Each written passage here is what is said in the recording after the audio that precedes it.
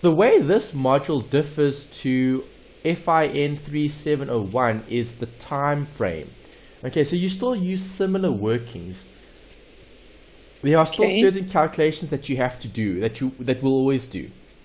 But the focus is looking at long-term or short-term, and in this module, because you've got the word working capital, we're looking at the short-term.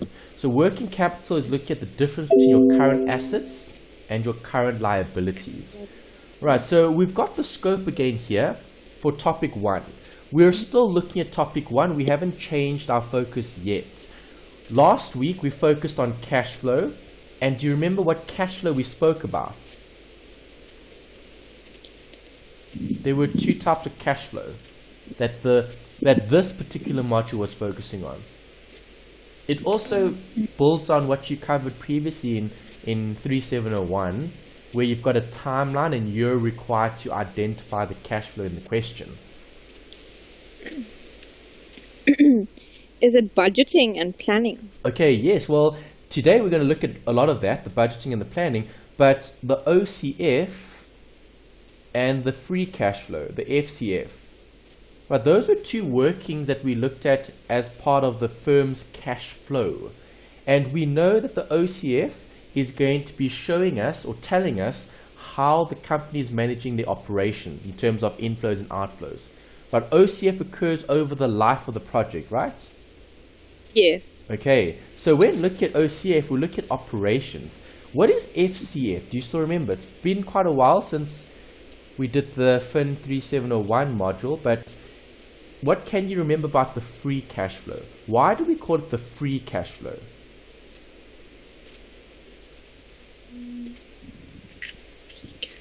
No idea. Okay, so it was mentioned as well as part of this module, looking at their entitlement. Okay, so what do the actual owners get after having compensated everyone for their input in the actual business's finance?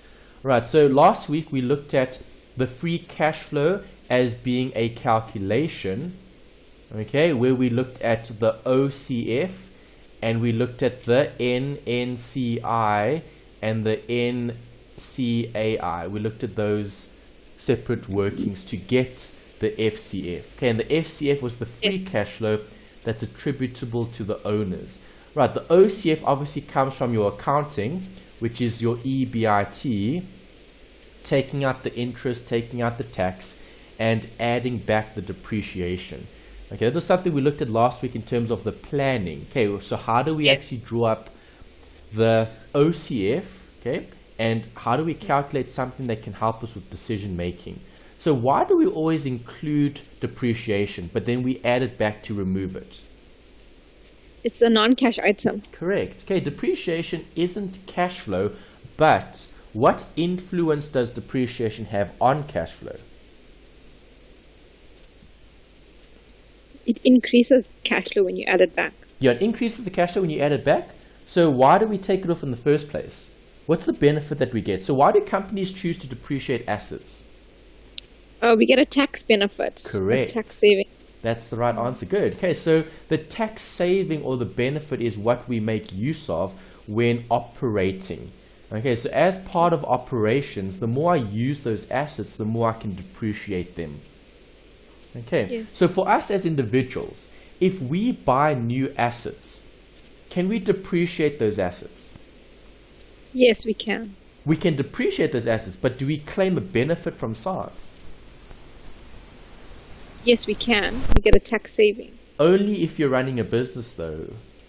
Yes, yes. Okay, as an individual, all right? No, you can't. You can't, yeah. So, and that's an incentive for business to purchase new assets.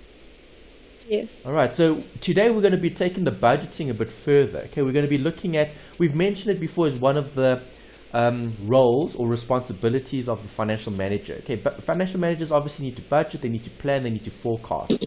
So what does all of that involve? Well, we need to look at that now. Okay, so that's the focus today in terms of the planning.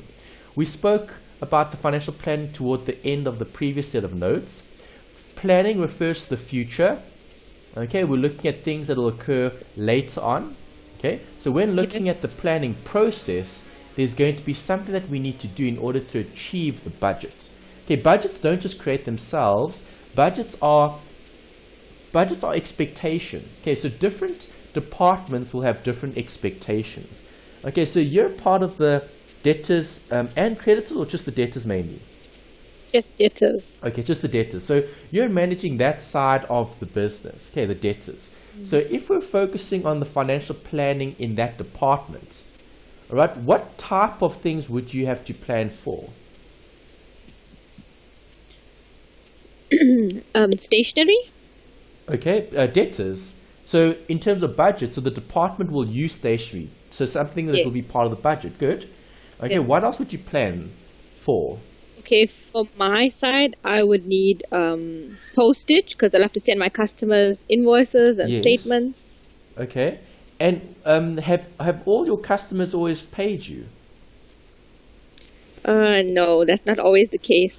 Okay, so sometimes you have to also provide for bad debts or those losses that you might have to write off. Okay, but those losses that you write off, are they accounting entries or are they cash flows? They're accounting entries. Yeah, they're accounting entries. So no one actually pays for the bad debt. It's just an amount that you take away from the books that you have. Yes. Okay, great. All right, so when looking at the financial manager, there's a recap in terms of their role. Okay, managing day-to-day finances, planning, decision-making, budgeting. Right, you should have a pretty good idea of what their role is now because you've covered so many of the different modules. Okay, so you're looking at the small list module in terms of only 3 chapters being covered in this one. If I'm looking at day-to-day finances, I'm looking at operations. Planning, is planning going to be focused on today or the future?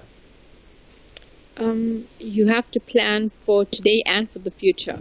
Like tomorrow, how are you going to spend your cash flow? Okay, so planning focuses on what the current situation looks like. So yes, you'll definitely have a view on what the situation looks like today because that assists you with planning for the future. Right, so information is key. When planning, you're going to need those inputs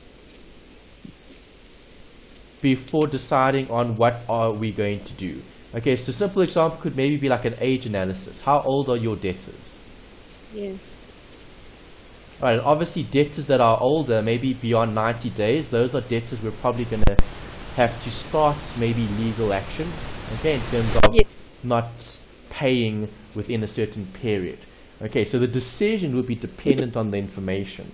All right, so planning is what the current situation looks like and what are we wanting to achieve in the future. Okay, so if I'm looking at collecting outstanding debt from debtors that are 90 days or over, I need to make a decision on, well, what do I do next? Do I send them a letter or do I get the lawyers to send them that letter? Right? Or what sort of action are we going to be taking to try resolve that sort of problem? Okay, so when focusing on those 3 categories, okay, managing day-to-day finances, planning and decision making, okay, there's one more that we need to highlight here because that's the one that we're focusing on in this module, is the budgeting. So what does that involve?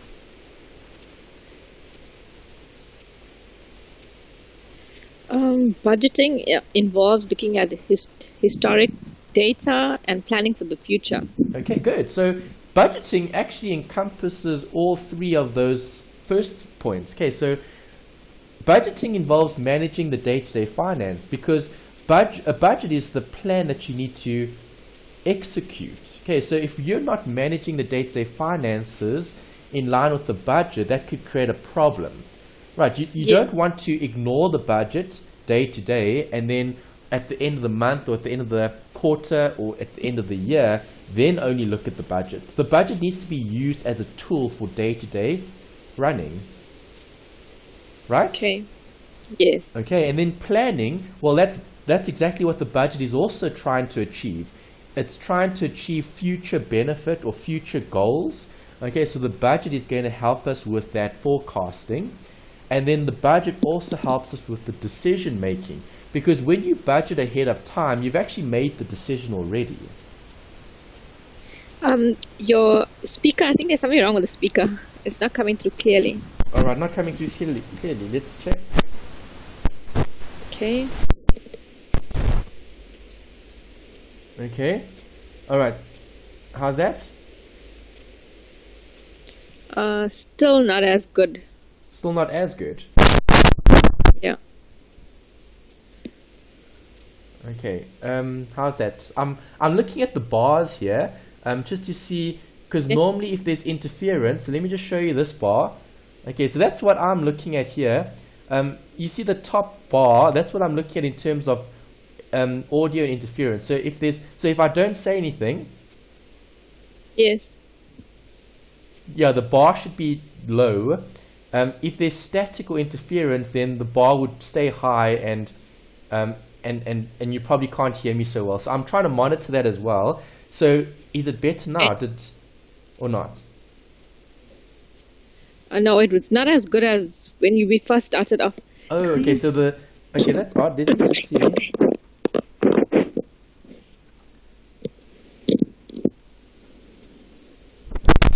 Still problems, or No, it's much better now. is it fine? Okay. Yeah. All right. So let's put that on the side there. Okay, great. Okay, so all right. So in terms of budgeting, what we were saying here is budgeting involves all three of those roles.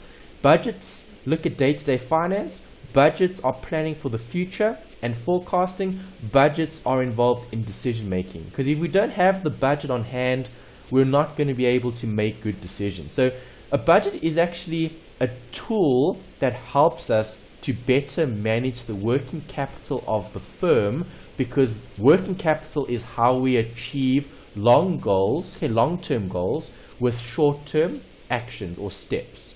Okay, so remember, we don't achieve something overnight. It takes time to build a successful business, and that's what we're looking at here in terms of the working capital management. So all businesses need to manage their cash flow. Okay, companies can go bankrupt if they're profitable because they don't manage their cash flow, and unprofitable companies can continue to operate forever as long as they manage their cash flow. And budgeting is the tool that we use to do all of that. Okay, so you spoke about depreciation. You answered the question earlier. Depreciation is important from a tax saving point of view, and that's the only time we'll actually consider it, is when we're focusing on the benefit that we derive for depreciating certain assets. Is depreciation a relevant cost?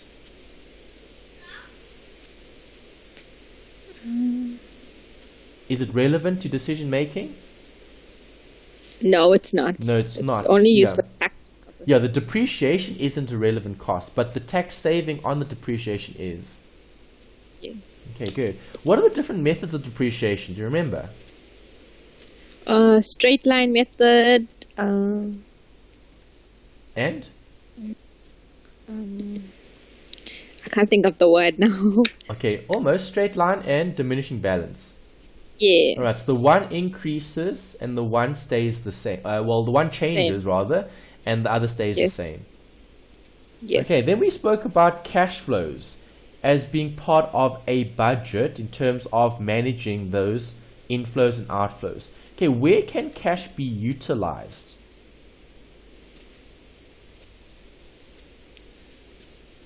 In making payments. Okay, so payments will be part of operations. Yeah, so those are the three sections. 1, 2, and 3. Operating, investing, and financing. Those are three categories that we'll be considering from a cash flow point of view. Okay, and you can probably remember from FAC 1601. Okay, 1601 is a prerequisite for all the finance modules, because you can't do anything finance if you don't have an understanding of the financial statements and how they are prepared and what the basic rules are. Okay, we're never ever going to be asked to draw up a set of financial reports in this module, because it's not the focus. This module's focus is on the decision making. So how do we achieve certain goals? In order to achieve those goals, we need the information which comes from the accountants. So the accountants provide us with the info, and if I use the info correctly, and if I get let's say the more info I get and the more detailed the information, the easier it is to make a decision. And that's why I need to consider OCF and FCF, because OCF and FCF relates to what? Decision making. Yes, and value. Yeah. Okay, so OCF is looking at operating cash flow. That's looking at decision making around your sustainability. Okay, so if OCF is positive, that's good. Okay, the business isn't going to suffer or go bankrupt. They can make a profit, they can show a profit, but if their OCF is bad, if it's negative or diminishing, that's not a good sign. Right, FCF is looking at the compensation to the investors, the people that grant finance the business. And we know that involves debt and equity. Okay, so that's recap from last time, okay, in terms of the analysis. Right, so the analysis is looking at how do we interpret the information. Right, here we're looking at the process. Okay, so what does the budgeting process actually involve? Right, so can you discuss and do you respect the cash budget? Okay, in terms of the planning process. Okay, what preparation needs to be done? What evaluation needs to be done? How do we use it? That's something we need to consider. Then we need to know how to compile a budget. Okay, so in all exam pass papers, there is going to be a budget question. The budget question is either going to be short as part of maybe a multiple choice, or longer, and you're going to have to draw up columns and then provide for certain movements in certain expenses and income. Right, so when looking at the simplified procedure and we're looking at these pro forma statements, what is a pro forma statement? Or a pro forma invoice? It's not a final thing. Correct. It's before, not final. Correct. It's not final yet. It still has to be either maybe calculated, approved, signed off, whatever the case might be, but it's just something to work with, to give information to someone in order to use it for making decisions. Okay, so when working in a budgeting capacity, okay, so if you're budgeting for a specific, let's say, asset, or if you're budgeting for a specific operation, okay, you're going to have to draw up pro forma statements, because pro forma statements give you an indication of performance. Where and how are we going to be spending all the income for that particular firm? Okay, so when looking at pro forma, we're going to discuss what that means, okay, and we'll look at the usages of those pro forma statements. Okay, statements that are actually not really statements. They're statements that are, as you said, not finalized, okay, so they're more tools. Okay, so no one actually reports those pro forma statements to the public if we're a public company. All these pro forma statements are internal documents. Right, and you know there's two different types of accounting, right? What are the two types? It's management accounting and financial accounting. Correct, yeah. Management accounting is looking at the detailed or the summary? Yes. Which one? The details. The detailed. Okay, the detailed financial reports. Good.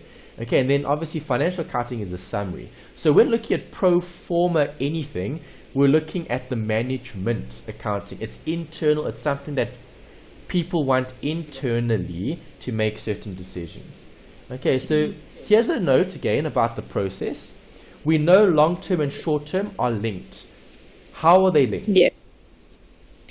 We need to prepare, we need to accomplish short-term in order to make our long-term goals. Correct. Okay, so the long-term goal is dependent on what is happening now on a day-to-day basis. Yeah. So when looking at long-term goals, what is your company's long-term goal? Do you have that that information? Do they share that with you as being part of the organization, or is that something that the board of directors would know but no one else would? Yeah, I think it's with the board of directors. Okay, interesting. So they don't announce or communicate any, let's say, 5-year goals or strategies that the employees that would be, let's say, part of in terms of how do we achieve that? Is there anything you could think of that relates to your role?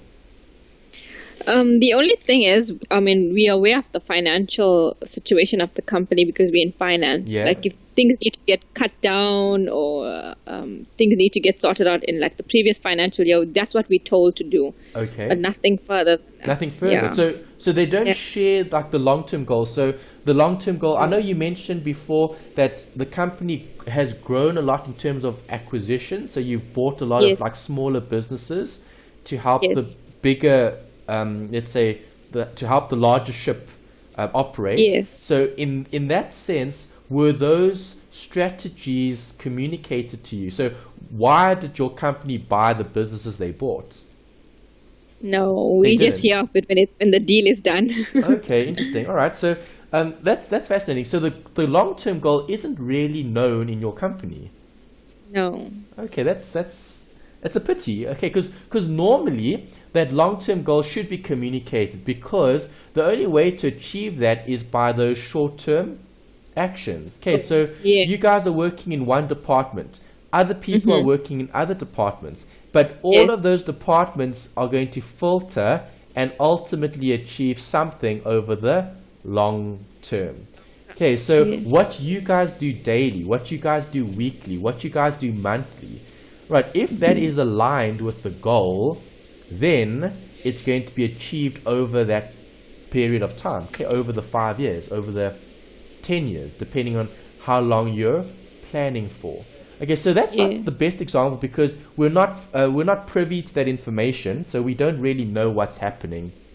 So I'm going to make it more focused on you. So Melanie, what is your long-term goal? A long-term goal. You probably have a few, but let's just talk about one. Okay, to be a financial manager. Okay, so 5 years, 10 years?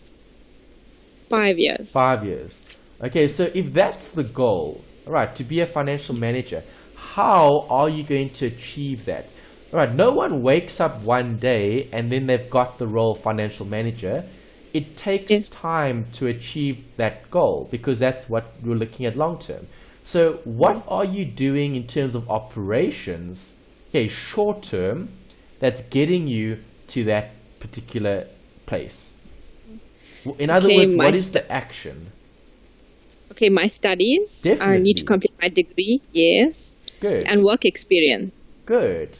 Okay, and you're probably trying to get more involved in other areas as well, because a financial manager doesn't only look at the debtors. A financial manager would probably run the department, or at least oversight or act as oversight for the department.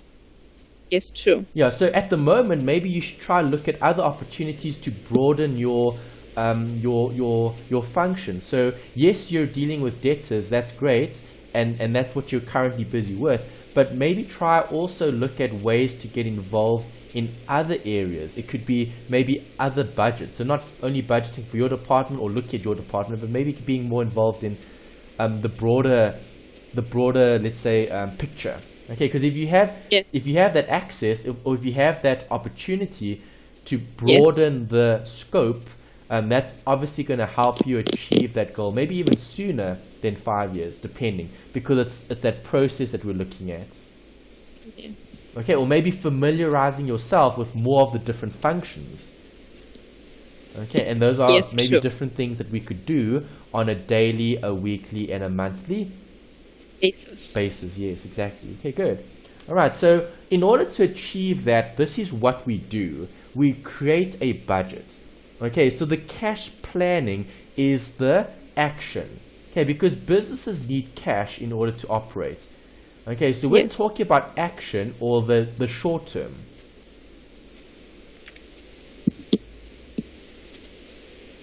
That's going to be looking at what are we actually doing with the cash that we have in the business. Right, so do you agree what you have in terms of cash and where you're spending it is actually going to determine what the long-term goals are?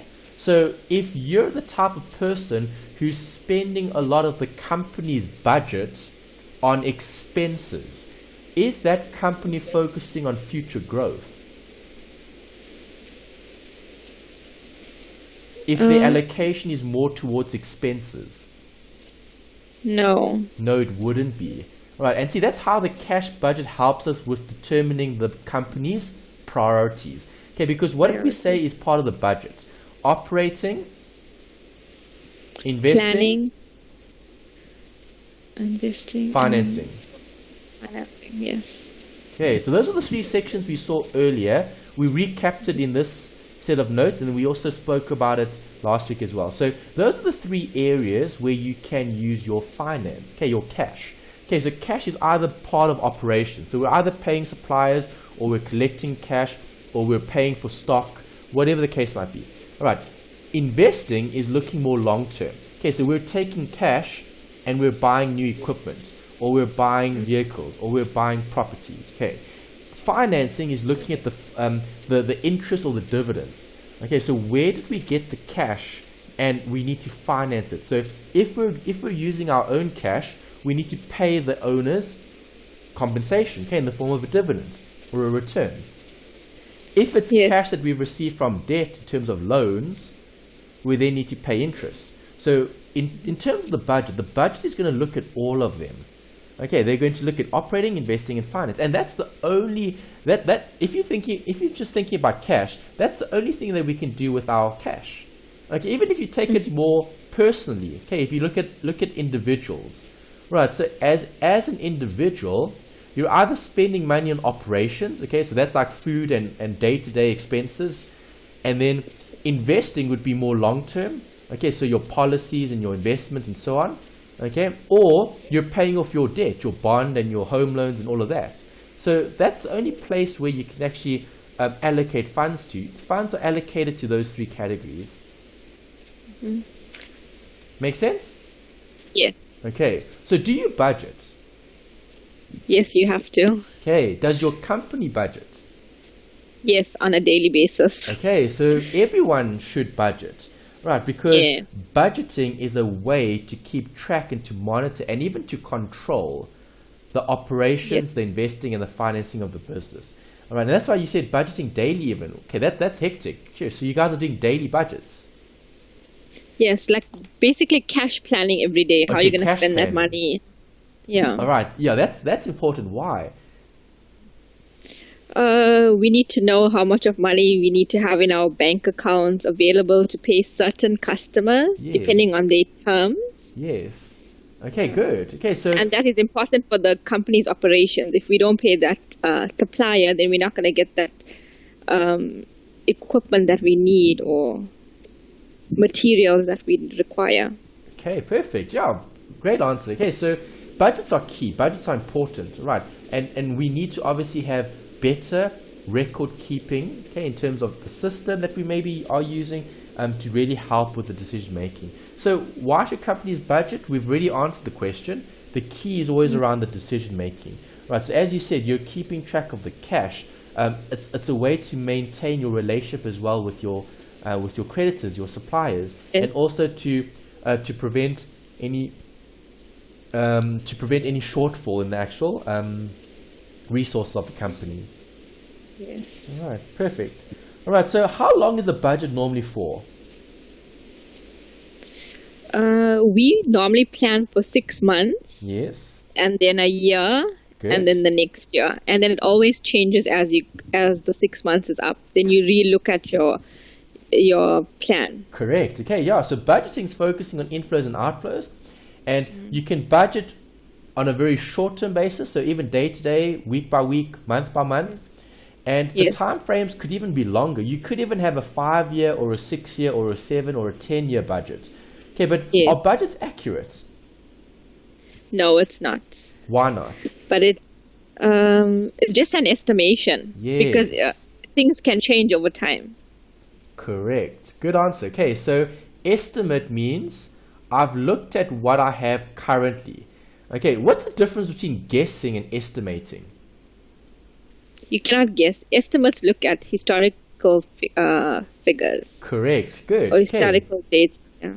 Yes. Okay, you're right. Okay, an estimate has some form of validity because you've based it on something. You haven't just like thumb-sucked a figure. Yes. Okay, guessing. Well, a guess is, well, I think. This is what I think. An estimate is more, this is what I know, and this is my prediction, or this is my forecast. All right, so as you said, it's based on historical information. But if I'm looking at a budget for 5 years, how accurate do you think that budget would be, even if we base those things on what we know now? Maybe you'd get away in the first 6 months or the year, but after that you'll have to relook at it. Why? Because things change. And if I'm looking at a longer term, are budgets more or less accurate? Longer term, it's less accurate. Correct. Okay, so if I'm looking at a 10-year budget, that budget is going to be pretty inaccurate when the 10 years actually take place, or when the 10 years actually materialize. Yes. Okay, because no one knows exactly what the cost of fuel, let's say, is going to be in 10 years. So if you had to budget for fuel for the next 10 years, it's almost as good as a guess if you think about it. Yeah. All right, and that's why, as you said, focusing on the near term, all right, so 6 months, 12 months, that's more practical, because we're looking at what we know now, and it's easy to estimate what's going to happen over the next few days or the next few months, rather than over the next few years. Yes. Okay, and with having said that, do you agree a bigger budget can be formed based on smaller budgets? Yes. Okay, and that's what they do in terms of pro forma. So when we look at the word pro forma again just now, we'll be talking about that. How do pro forma statements get created? It's based on the budget. So you'll have a monthly budget. So if I take 12 months, each month is being budgeted for.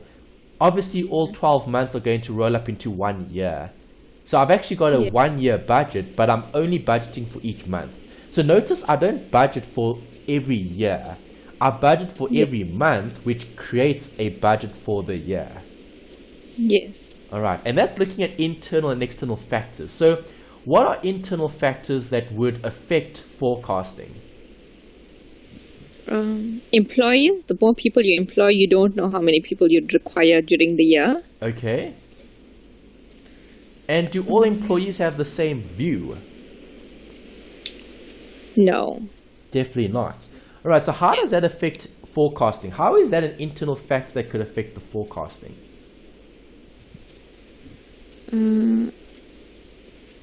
People's salaries are different. Possibly. Yes. But and what also about the way decision people making? think. Because Yes, remember, the way people forecasting- think. Yeah. Okay. Just say that again. The way people think, everyone's different. Yes. I could do a forecast and you could do a forecast, and even given the historical figures, we could do it differently because we think differently. Yes, and people have different views in terms of their risk. All right. So Yeah. risk creates a more or less accurate budget. Okay, so budgets aren't accurate because there's always a risk that we haven't considered.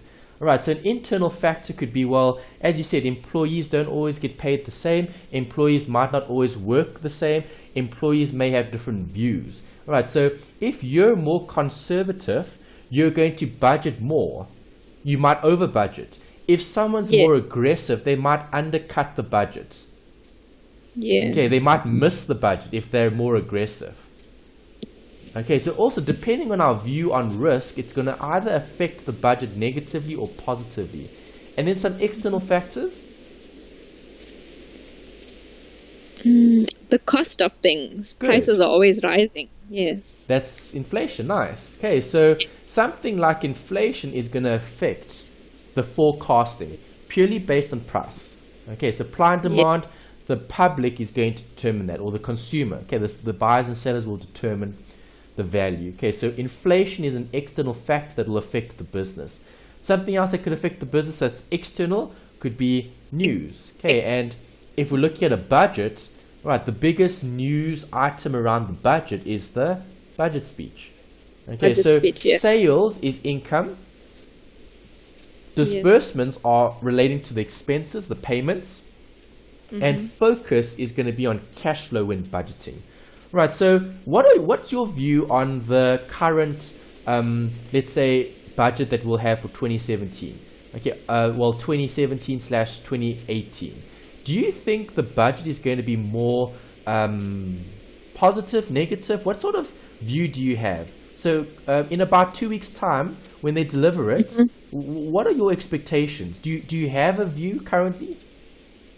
I'm thinking that taxes are going to increase. Okay. Anything else? And I think in terms of like grants and stuff, I hope that they give like a reasonable raise. Okay. Okay, so you're hoping for more grants, and you're hoping for, well, not hoping for, and you're worried about more taxes. Yeah. All right, so if we look at this example here, okay, 2017 budget, the title for this article from FIN24 is looking at the tough economic times require tough decisions. Okay, so is the economic condition in the country an internal or external factor for government? For government, it'll be internal. Economic?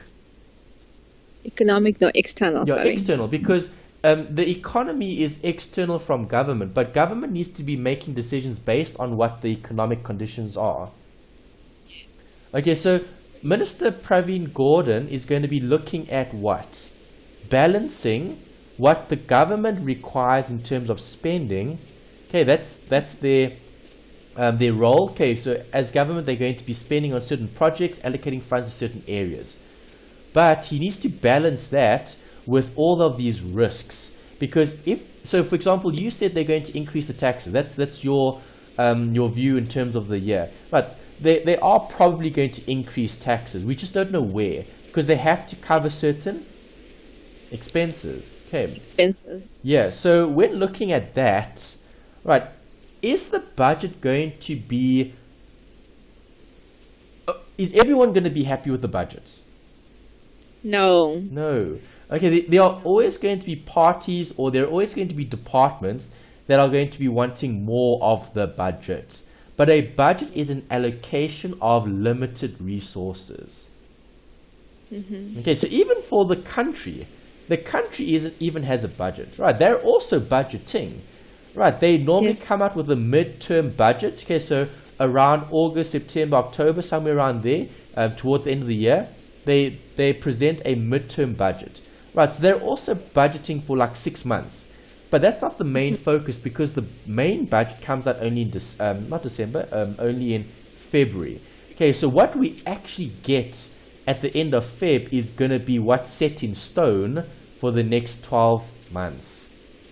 And that's why people are looking at it with a lot of anticipation, because it actually tells you what's going to happen going forward. It gives you a view, it gives you an opinion, or it gives you a sign on things that are going to things that are going to come up. Okay, what can be expected? Okay, so if the budget is very conservative, okay, and they do decide to increase taxes, how do you think that's going to affect the economy?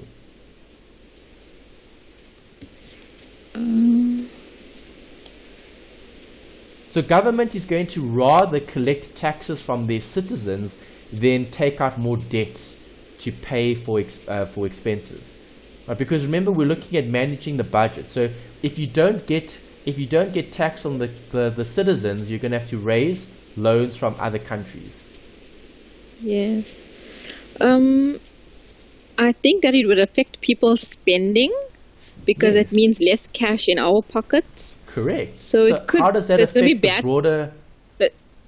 So it's going to be bad for the economy. Yeah. But then the other view is people still need their like your basic requirements, like your food and stuff like that.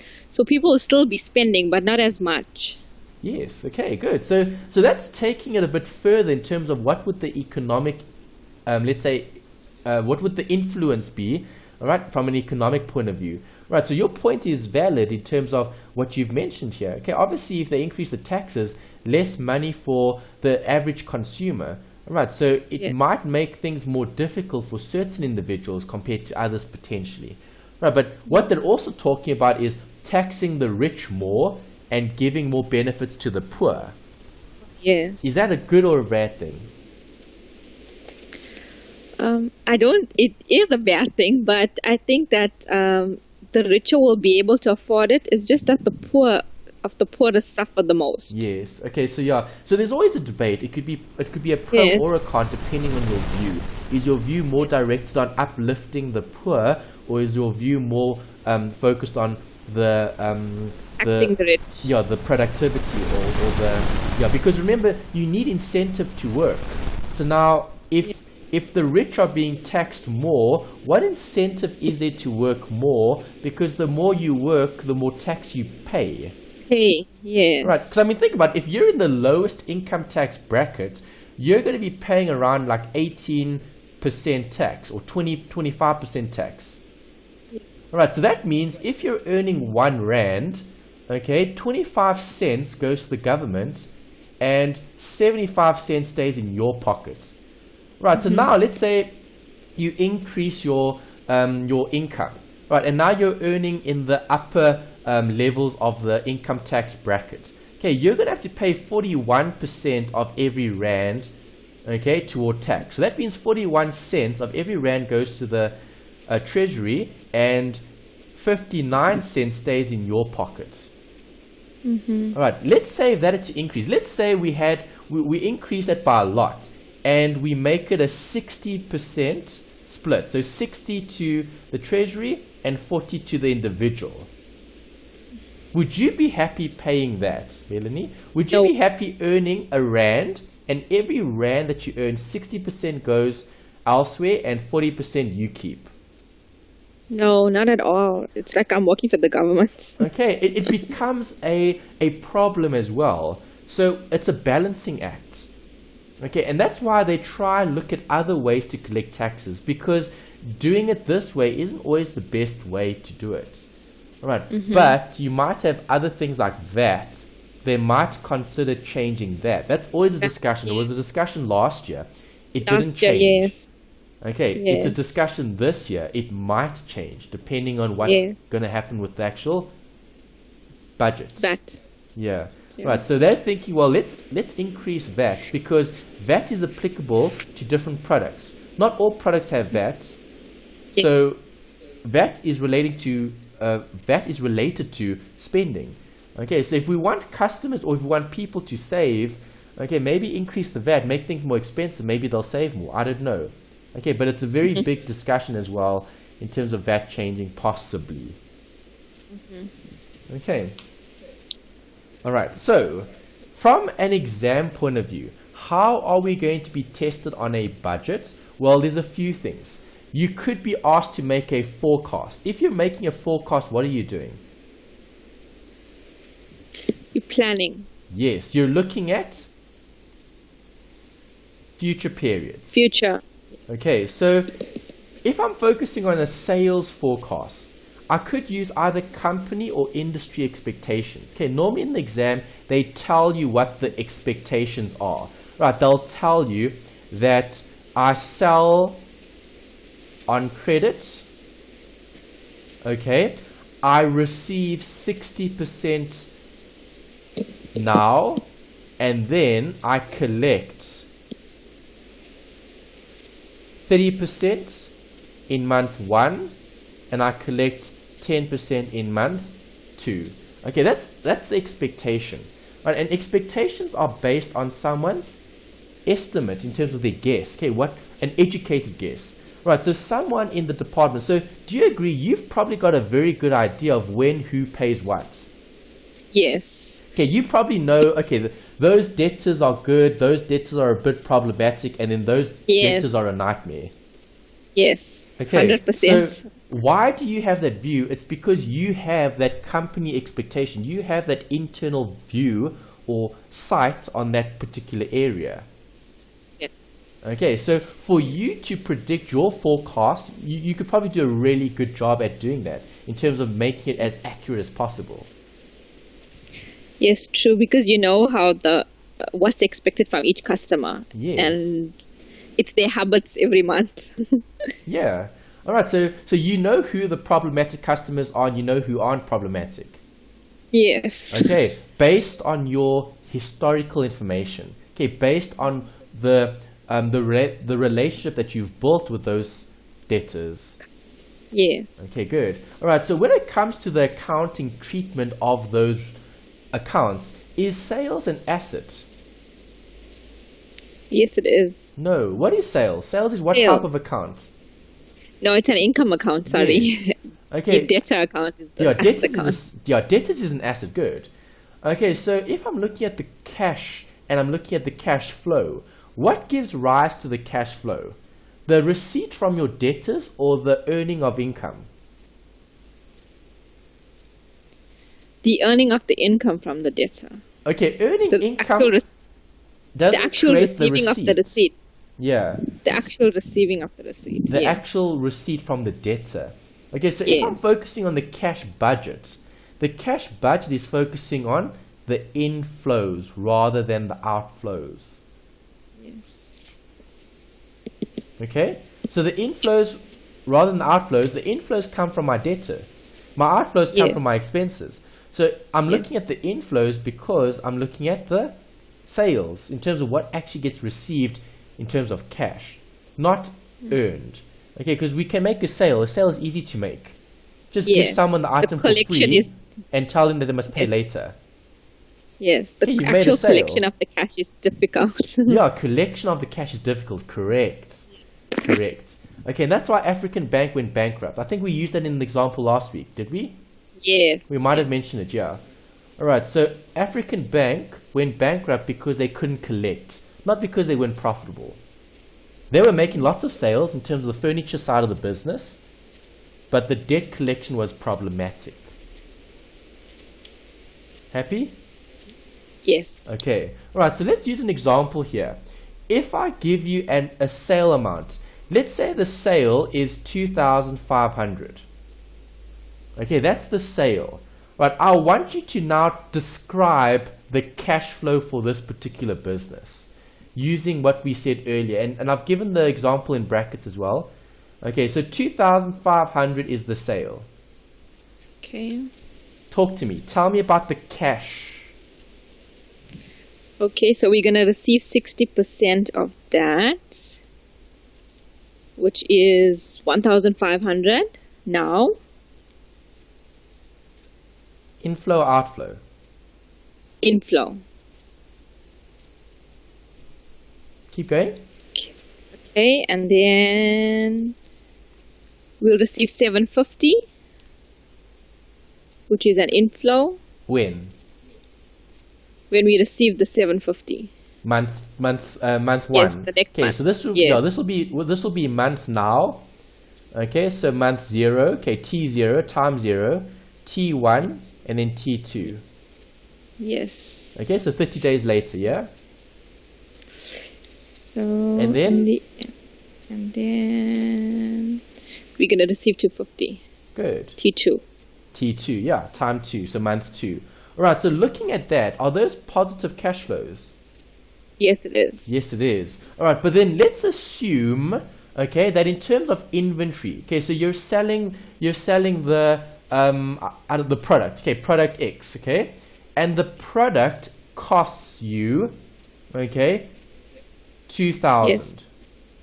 Okay. Give me comments now about the cash planning. Okay, so 2,000 is going to be your expense. Yes, that's the expense that we're going to have to incur today in order to supply our consumer with a product.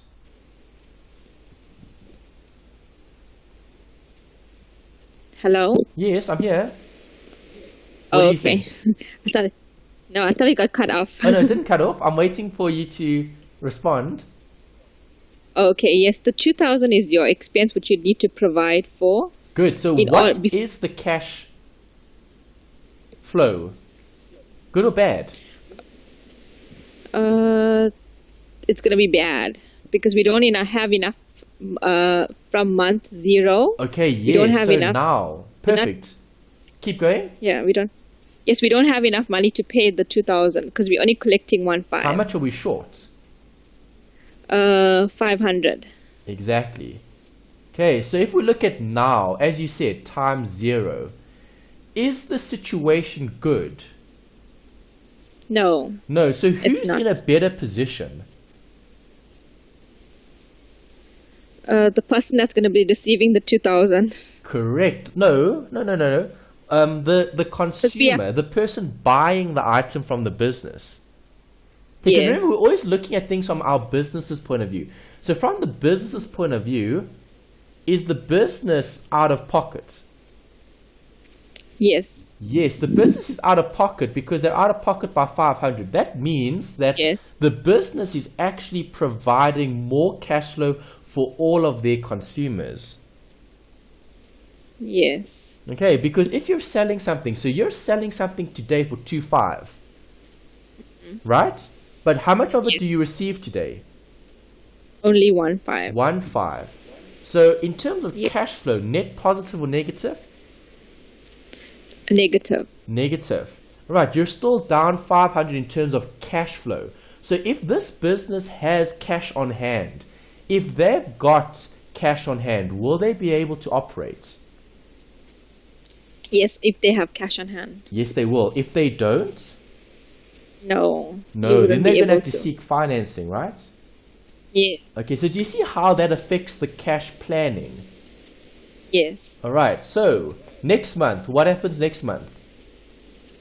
What's the cash flow you'll in the be- following month? Okay, minus the 500, you'll be in positive of 250. Okay, good. So see, you look at the net effect. So you would have started with minus 500 now, but Yeah. now you're getting plus 750 in the following month. So now you've covered the 500. So if you did have to finance the 500 initially with, let's say, credit, okay, the Yes. interest that occurs on that credit will have to be paid by next month's cash flow. Yes. Okay, so do you see how the financial management is working in terms of money you receive versus money that goes out? Yes. And it's not about the sale. Making a sale of 250 doesn't mean the business is in a good position in month 1 or month 0. True. True. Okay. All right, and that's what we need to look at here in terms of the accounting treatment. So when do the accountants record the sale? As soon as the month the sale is made. Exactly. All right, so you are going to see a sale of 2,500 sitting in the books of the accountants. Okay, but in terms of financial management, we're not going to want to see 2,500 on the books of the financial manager, because the financial manager needs Yes. to plan for its cash flow. Cash. Yes. Okay, because they're more concerned about that. They don't care about the 2,500 sale, because that means nothing if they don't have the stock. Okay, how do Actual I buy stock worth 2,000? Okay, I need to get that from somewhere. Yes. Okay, good. All right, so cash flow only arises when cash is received. That's key. Okay, we look at the receipt. We're not worried about the The sale. accrual. Yeah, the sale. Okay, so there may be a lag. If there's a lag, we need to be mindful of that lag. Some companies don't have such a long lag in terms of getting their outstanding debtors. Right, so maybe to keep it practical, how long is the inverted commas lag in your department? Okay. Bulk of our customers are overseas, so it's 60 days. All right, so you would sell something today and they've got 60 days to make payment. Yes. All right, so your terms are actually quite favorable for them. Yes, it is. Okay, very favorable for them actually, if you think about it. All right, 60 days without having to pay. That's brilliant. I mean, I wouldn't mind buying from a company like that. Because think about it, Melanie. You could Yes. buy from your company and you've got 60 days to sell that item. If you sell it now, right, you can earn interest on that sale for 2 months before making payment on that purchase. True. But because it's overseas customers, it takes like sometimes 6 weeks for them to receive the actual goods. True. Okay, so delivery is a factor to consider as well. Yeah. Okay, so Yeah. in that scenario, because you're looking at two things now, you're looking at the purchase and the sale. Yeah, if I'm just focusing on the sale, that's Yeah. looking really good. But if I'm looking at the purchase, obviously it's going to take longer to get the actual stock before I can sell it, maybe. Yes. Okay, true. Right, but then I could still sell it, but then just tell my other customer, okay, to wait 6 months to receive it. Yes. Okay, I'm just trying to think practically here relating to your example. Okay, but yeah. Okay, I think you get the picture, right, in terms of a lag. Yes. Yes. Okay, and it's always based on a percentage. And the percentage is taken from historical information. Right, so the manager, the people actually doing the work will have the best estimate Okay, because they're not guessing. Mm-hmm.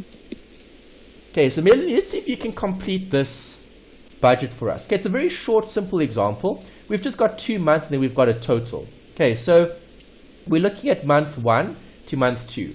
All right, so I'm going to talk about a expectation.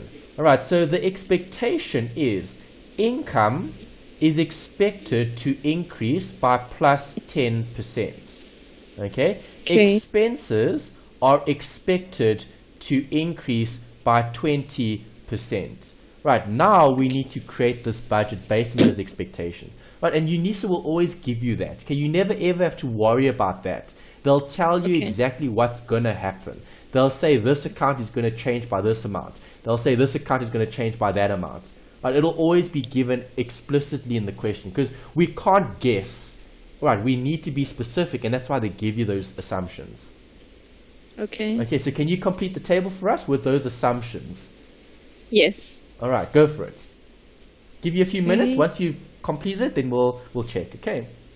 Okay. Okay. So, how do I adjust my receipts then? What would my receipts be? Okay, it'll be 1,100. Correct. Okay, so looking at that expectation, you can assume that the income will increase or the receipts will increase. 1,100 is the increase. Okay, so timesing that by 1,1 adds 10%. Okay. Okay. What did you get for the payments? 720. 600 times 20%. Good. Okay, yeah, adding 20% to that, 1,2, right, as a negative. Right, so 1,100 less 720 gives me? 380. Good. Right, so that's the net cash flow. Right, where did this 500 come from? The balance at the end. Correct. The balance at the end of month 1 is the opening balance for month 2. So does this company have anything at the end of month 2? Yes, they have 380. No. I mean, sorry, 880. Yeah.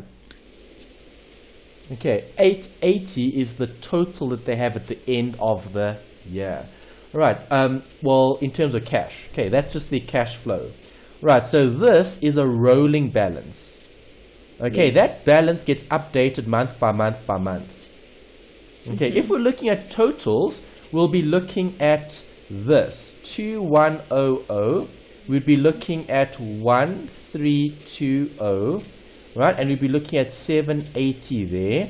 Okay, are we going to add these two amounts together? No. No, you can't add beginning with beginning with beginning, and you can't add end with end with end, because now you're double accounting for the cash flow. Yes. Okay, you can only look at the totals, right, for the first 3 sections. Okay, so in terms of net cash flow, we can assume that based on these 2 months, the net cash flow for the company is 780, which is positive. Right, so even though payments have increased by quite a bit, the company is still maintaining a positive net cash flow. Right, so can we use this to forecast for future periods? Yes, we can. Yes, we could. Okay, so I could literally keep going with this assumption, okay, and keep projecting the income and the expenses forward. Right, and you could actually determine when this business is going to start making a loss, or when cash flow is going to be adversely affected. Because do you agree, if income continues to increase at 10%, but expenses are increasing at 20%, is this company going to experience cash flow problem at some point in time? Yes, definitely. Definitely. Okay, because at some point in time, your expenses are going to catch up to your income, and you'll actually have negative cash flow.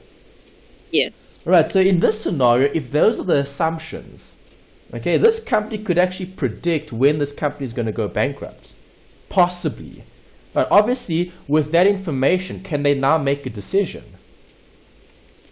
Yes, they can. Yes, they can. They can say, well, based on 10% and 20%, okay, forecasting this going forward, right, the chances of failing are quite high, and we might have maybe 10 or 20 or 30 months before this actually becomes a reality. Right, and you don't want to wait till month 10 or 20 or 30 to actually change You need to do something now that's going to change where the company is going to go. Yes. All right, and that's where the decision making comes into it. Okay, because now we may have to increase the targets. Right, so maybe, okay, so if income is only going to increase by 10%, that's fine. Right, but then let's change the targets. Let's try and make the sales team sell more. Right, so in terms of the sales department, we might have to increase their targets so they must sell more. If they increase the units that are being sold, okay, we can still live with increased receipts because the volume will go up. So if there's more volume, right, then we'll still land up with more income, which can then offset the increased payments, possibly. Okay, so those are just things that we could maybe consider when looking at decision making. Yes. Okay? All right? Yes. Okay. All right, or we can cut down on our expenses. Pardon?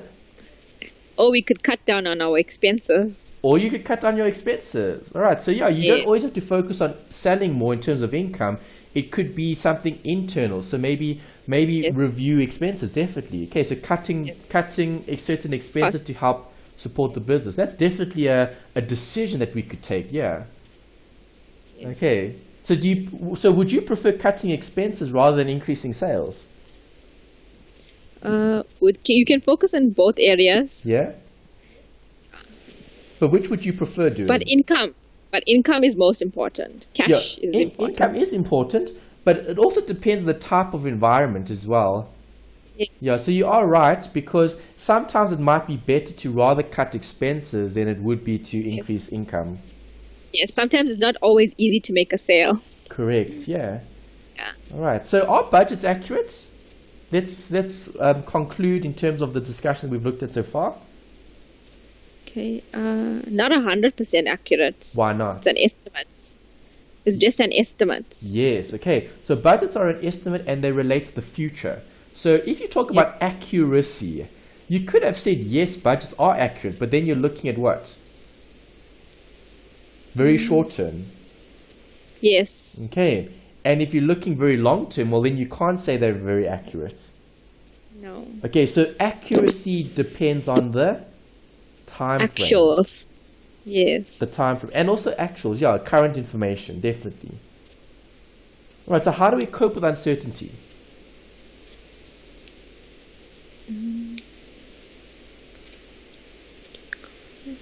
You provide. Correct. You make a provision, you make an allowance. That's right. Yes. Okay, so provision needs to be taken into the budget. Okay, so the budget will actually provide for certain things as well. Okay, so if you expect inflation, okay, to be 6%, are you going to adjust your budget?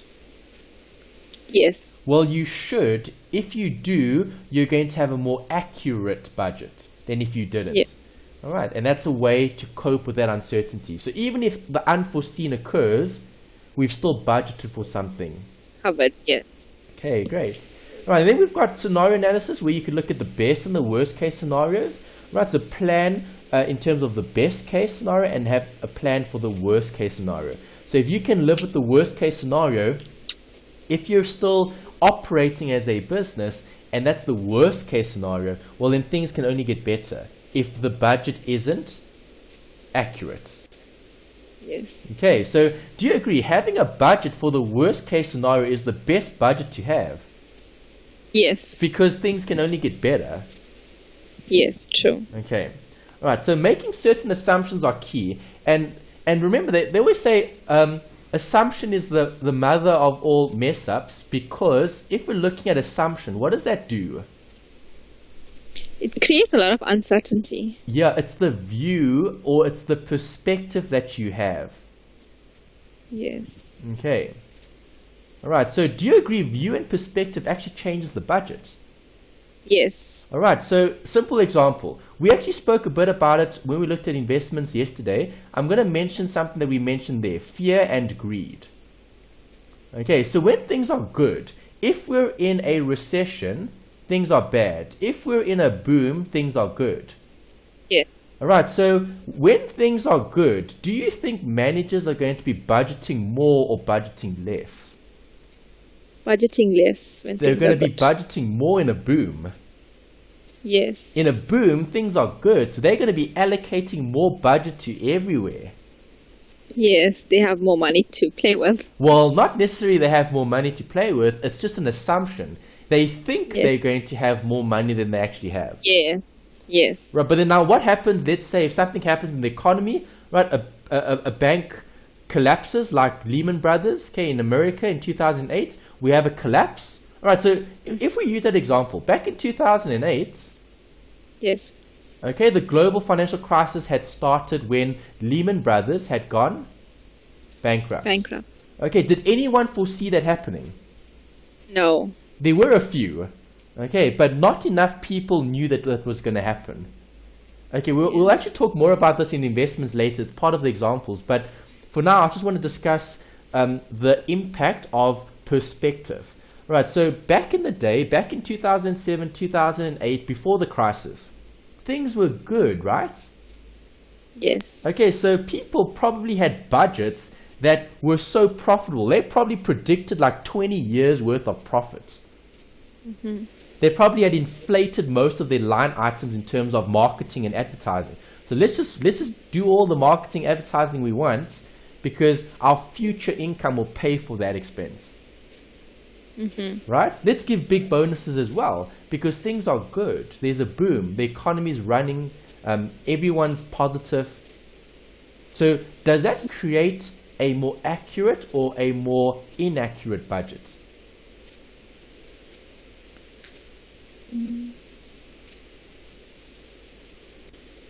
What do you think?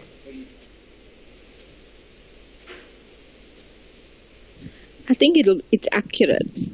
It creates inaccuracy. Okay, because we need the set of glasses. Okay, so it's the glasses that we're looking through which either clouds the view or makes it more clear. Okay, that's the point I'm trying to make here with making certain assumptions. Okay, so Melanie, you gave me an assumption earlier. What did you say about the budget speech? You said taxes are going to rise. Yeah. That's your assumption. Okay, so based on your assumption, okay, obviously your decision making or your budget is going to provide for it. So when you're planning your budget, you're going to be probably keeping maybe more aside in terms of savings perhaps to then accommodate for certain income and expenses going forward. Yes. Based on your assumption. Okay, but let's say someone else's assumption was, well, the government is going to be very lenient and they're not going to increase taxes. They're actually going to decrease taxes. That individual is probably going to be spending more now because they don't have the same view or assumption as you do. Yes, you see how that changes the budget? Yes. Okay, and do you see how that creates an adjustment that could possibly arise? Yes. Okay, and that's why you probably review your budget maybe every few months. You're always adjusting the budget for actual versus budget. And you're looking at how the budget is changing because things always change. Perspectives change. Reality also affects future. Yes. Okay. Is that all right? Yes. Okay. Well, then we've got a note here about, can the budget only budget for income and expenses?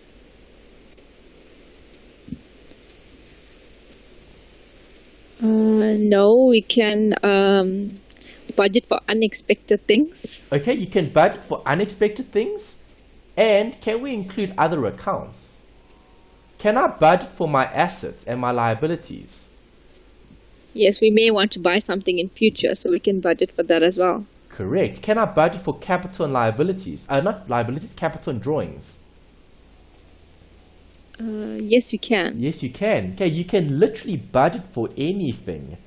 Anything, yes. All right. Budgets can be very, very detailed or they can be very summarized depending on the company's strategy.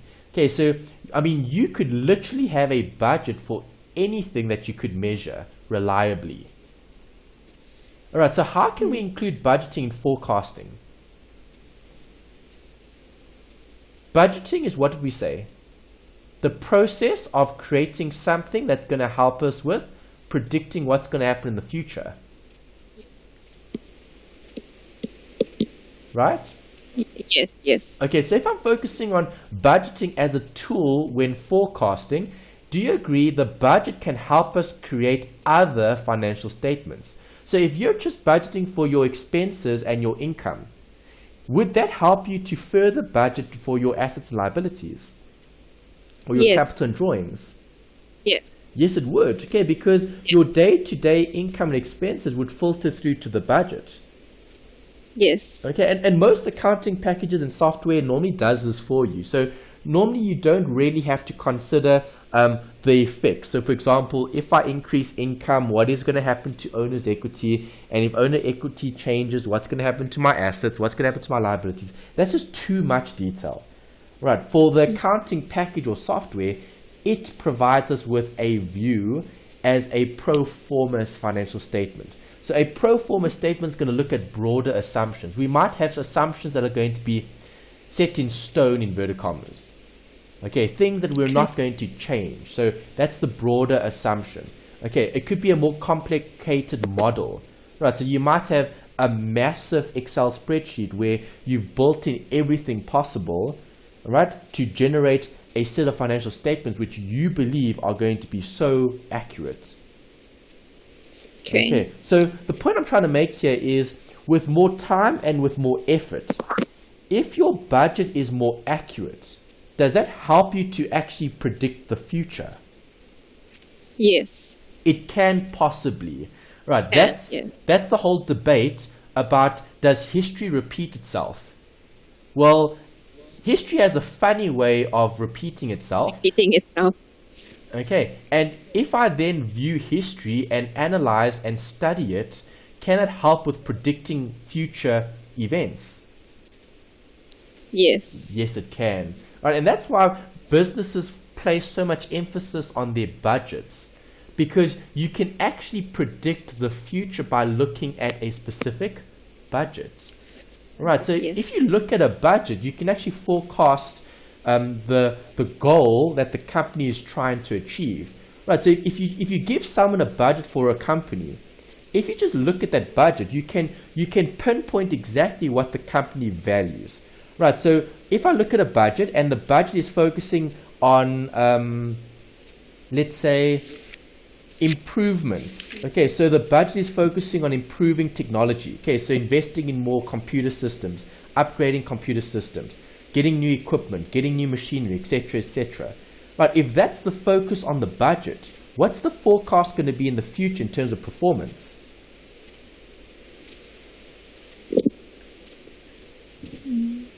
Good or bad? Good. Good.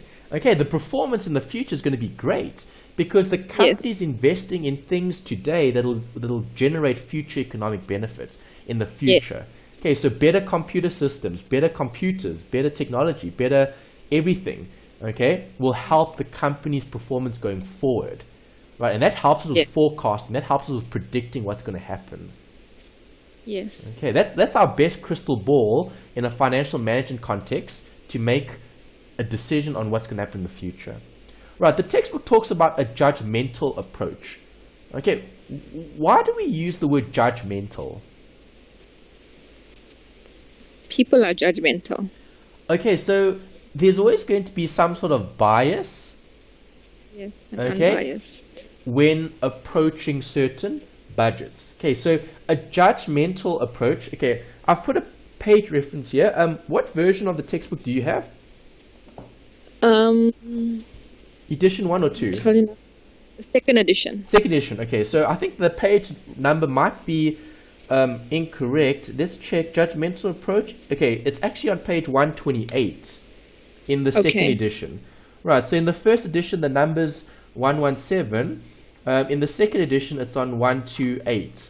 Okay, if you go to page 128, you'll see they define the judgmental approach as a simplified approach for preparing the pro forma statement of financial position under which the firm estimates the values of certain statement of financial position accounts and uses its external financing as a balancing or plug figure. Right, so what is a judgmental approach focusing on?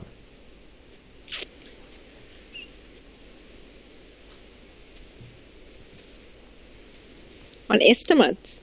Okay, estimate is a key word there. And what did they say they're going to do? They're going to plug. They're going to plug something, a plug figure. What is a plug figure? It's the first time I heard that word. Okay.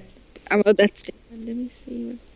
A plug figure. They refer to it as a plug figure, or what is the other word? A balancing figure. Balancing figure, yes. Okay. That's the vocabulary they use in the textbook to refer to this concept. Okay, judgmental approach. They use a balancing figure or a plug figure.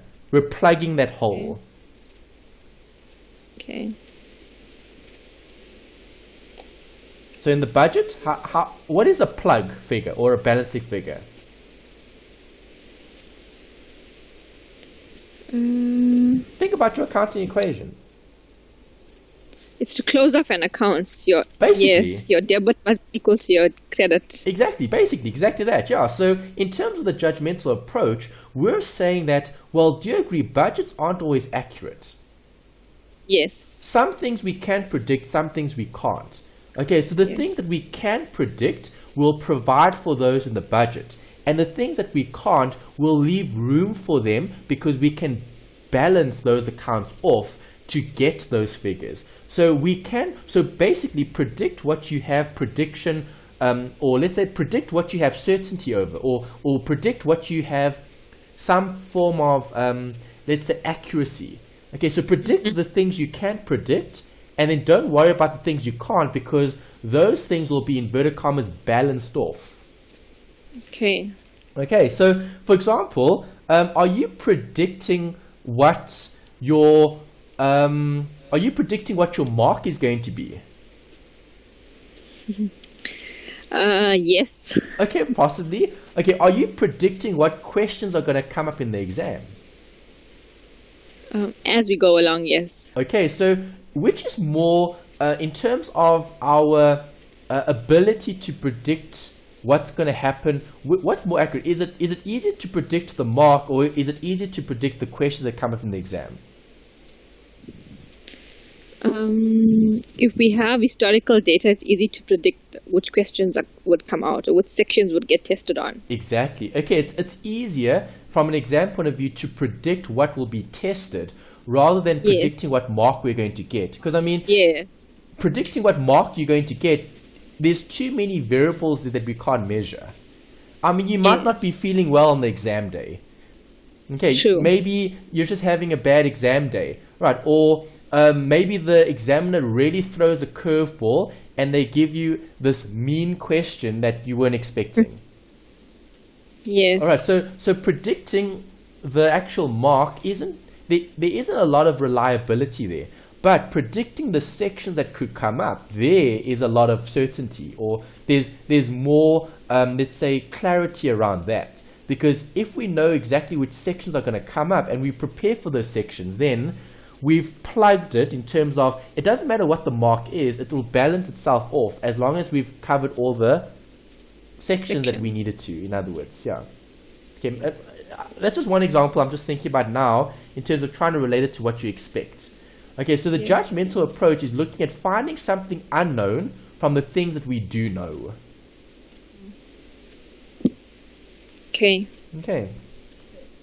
Yes. All right, Melanie, and that's it for this particular module. Okay, we've covered the budgeting. Okay, that's the big section in this particular study unit. Remember that we need to be familiar with the lag, okay, and the adjustments for certain line items in the actual budget. Okay, you're going to see quite a few questions like that coming up, where you're going to have to take amounts and you're going to have to adjust the amounts, manipulate the formula, and find a final answer, right? And you'll see it can be quite basic, it can be quite difficult depending on what sort of budget they give you. If it's a long question, then it's normally quite long